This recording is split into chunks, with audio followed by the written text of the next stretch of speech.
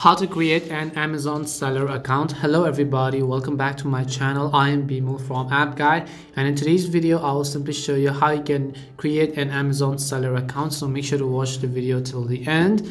Now what you have to do is first of all head over to Amazon's homepage, scroll to the bottom of the page and find the list titled Make Money with Us. Then click on the button that says Sell on Amazon and it will take you to a page that looks like this.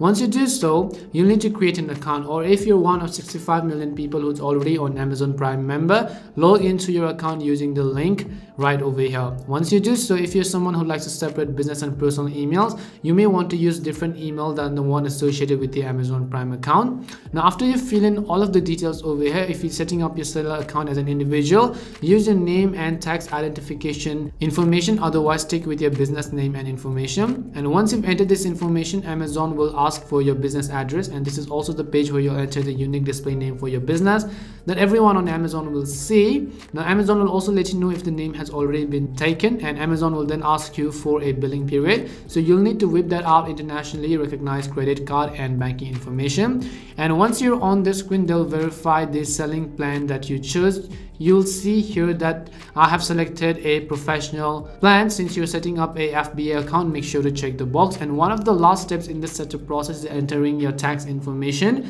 In a tax interview process, essentially Amazon needs to register you in their system because they have to keep track of all the third-party sellers that they cut checks to. And what you have to do is during a tax interview, you'll have to select whether you're a sole proprietor or a business. And the major difference, besides all the nitty-gritty details in the paperwork about taxes, will be that sole proprietors individuals that will use their social security number instead of an employer identification number as the tax identification number.